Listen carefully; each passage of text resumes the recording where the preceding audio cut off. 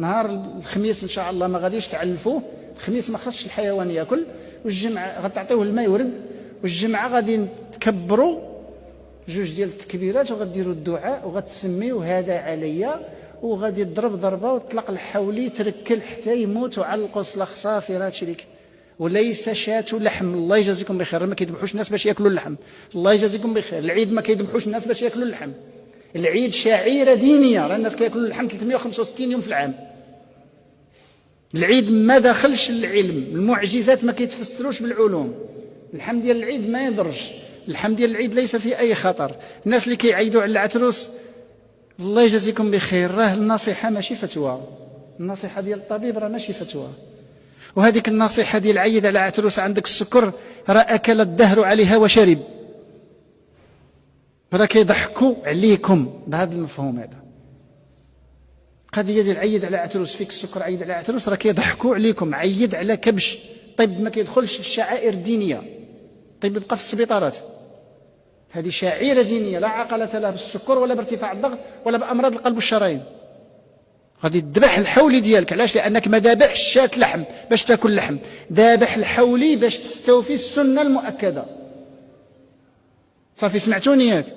الناس اللي شارين العتروس يبيعوه ويشريو خروف. الله يجازيكم بخير. الله يجازيكم بخير. اللي عنده عتروس وفيه السكر يبيعوه ويشري خروف. راه ما عندها حتى علاقه، السكر ما عنده حتى علاقه بهذا الشيء. اطباء اللي جابوا اللي ذبحوا الحيوان، عندك يكونوا معنا الجزاره هنا ويتفقعوا عافاكم الله يرضي عليكم. كاينين الجزاره كيذبحوا لعشرات الناس كيكونوا مزروبين، غير كيذبح وكيلوي ليه راسو ويبدا يصلخ. خطا. خاصو يذبح الحيوان ويخليه يتركل حتى يموت، عادي يعلقوا ويصلخ، ينفخ. ولا لما كان فيه تمر ينفخ ما كاينش مشكل. لما كان فيه تمر ينفخ الحيوان، لان دابا ما بقاوش كينفخوا ولا كيسلخوا بلا نفيخ ولا السليخ ساهل.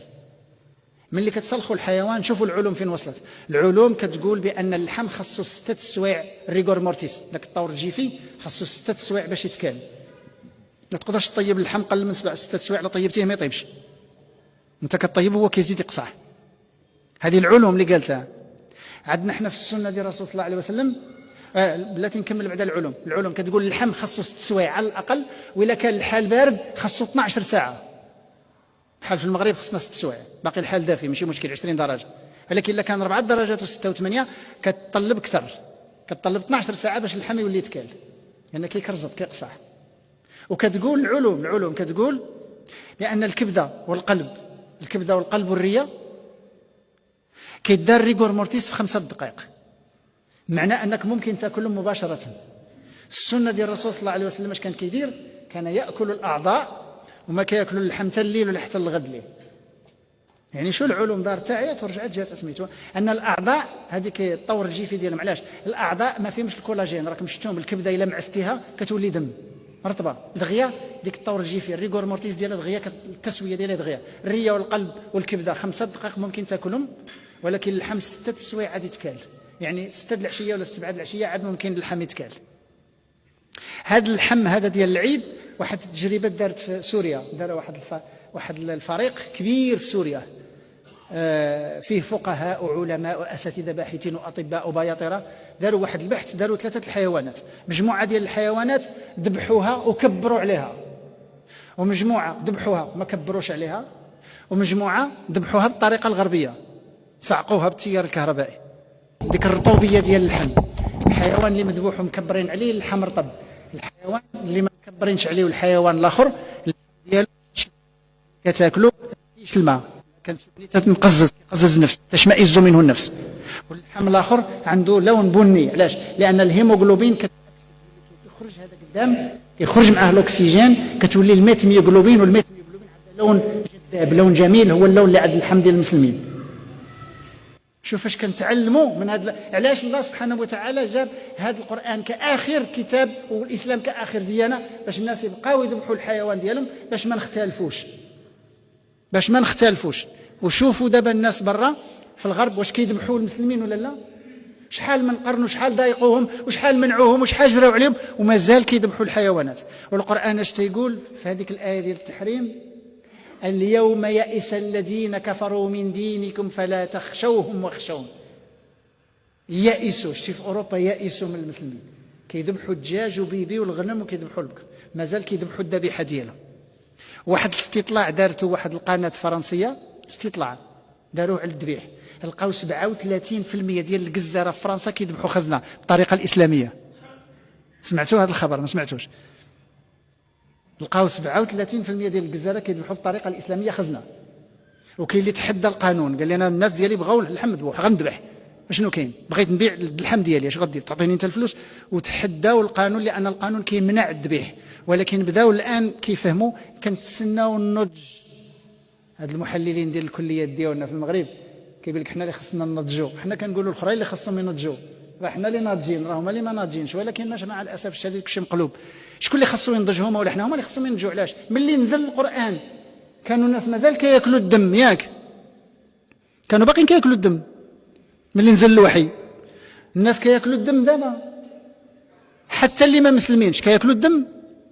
ما كياكلوش الدم حيت نضج، حيت العلوم وصلت باش تقول لهم بان الدم هو اخبث ماده غذائيه، فيه الفيروسات وفيه البكتيريا وفيه الخمائر وفيه الكلاميديا وفيه الطفيليات وفيه التوكسينات وفيه المعادن الثقيله وفيه جميع المصائب البريونات، كل شيء تجمع في الدم.